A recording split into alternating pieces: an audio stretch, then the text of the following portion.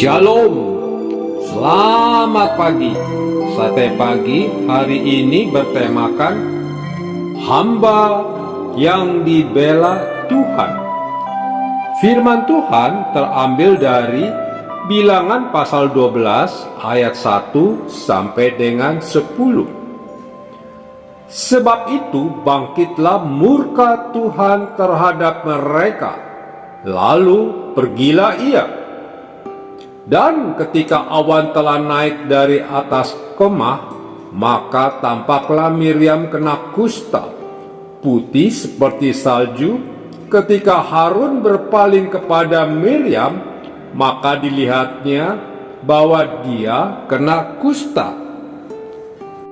Kita mendengar banyak kesaksian dari hamba Tuhan maupun jemaat tentang bagaimana Tuhan membela mereka yang telah diperlakukan secara tidak adil oleh orang lain, baik oleh sesama orang Kristen maupun oleh orang yang tidak percaya. Juga seringkali kita mendengar tentang bagaimana orang yang berbuat tidak adil tersebut mengalami hukuman Tuhan. Namun, mungkin kita pernah mendengar seseorang berkata, "Tuhan, mengapa orang yang bertindak semena-mena kepadaku tidak kau hukum saja?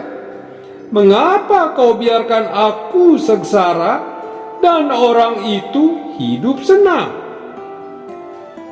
Mengapa ada peristiwa yang bertolak belakang yang terjadi pada orang yang sama-sama Kristen? Apa ada yang salah?" Ingat, kita juga harus melihat kehidupan orang tersebut. Apakah dia sudah benar-benar hidup sesuai dengan firman Tuhan atau belum? Hambanya yang sejati akan dibela Tuhan, sekalipun adanya melewati waktu yang cukup lama sebagai ujian imannya. Pengalaman Musa menunjukkan bagaimana Tuhan membela dia. Bilangan pasal 12 ayat 1 mengatakan bahwa Miriam serta Harun mengatai Musa berkenaan dengan perempuan Kus yang diambil oleh Musa, sebab memang Musa telah mengambil seorang perempuan Kus. Tidak ada penjelasan di dalam Alkitab seperti apa perkataan Miriam dan Harun kepada Musa. Sangat mungkin ini adalah perkataan yang keras dan mungkin menghina. Sebab kalau tidak, Tuhan tidak akan marah seperti itu. Ditambah lagi dengan kesombongan mereka dengan mengatakan, "Sungguhkah Tuhan berfirman dengan perantara Musa saja? Bukankah dengan perantaraan kita juga Ia berfirman?" Musa pun dibela oleh Tuhan, sebab Musa adalah orang yang hidupnya sangat dekat dengan Tuhan. Bisa dikatakan hidup bergaul dengan Tuhan. Bilangan pasal 12 ayat 8 menjelaskan tentang kedekatan Musa dengan Tuhan. Misalnya, berhadap-hadapan. Artinya bahwa Tuhan tidak memerlukan perantara apa dan siapapun untuk berbicara dengan Musa. Dengan demikian, Musa adalah orang yang diperkenan Tuhan. Sebab jika tidak, maka Musa akan mati seketika ketika bertemu Tuhan. Lain lagi mengenai terus terang, artinya bahwa Tuhan tidak menutup-nutupi apa yang harus dikatakan kepada Musa. Lain lagi, tidak dengan teka-teki.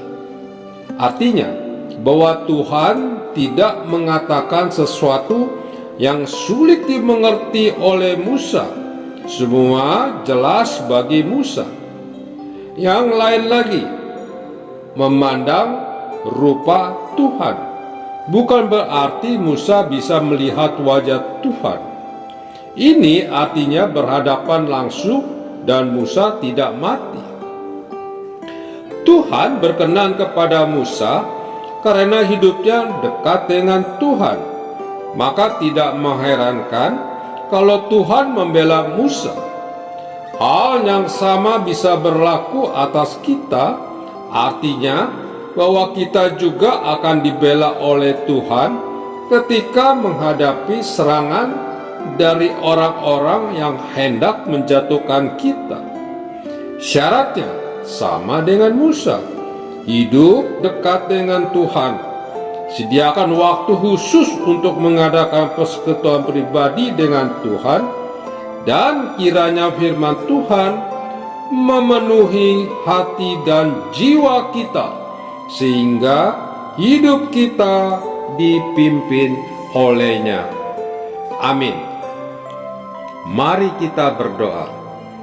Bapa Surgawi, aku ingin merasakan pembelaan-Mu dalam setiap perkara yang aku hadapi. Untuk itu, aku ingin selalu hidup dekat dengan-Mu. Di dalam nama Tuhan Yesus, aku berdoa. Amin.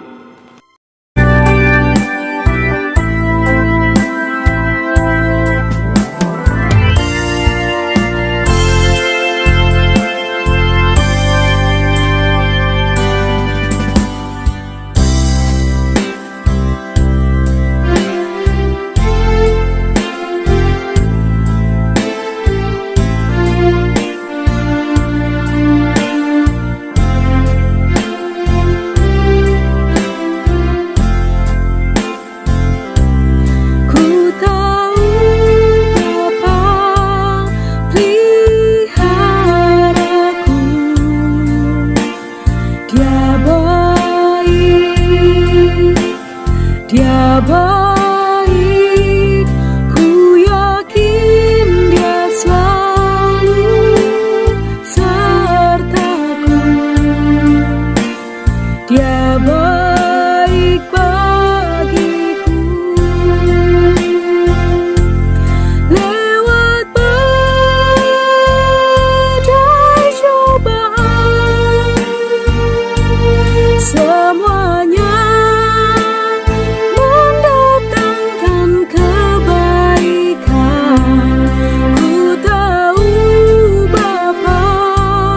peliharaku. Dia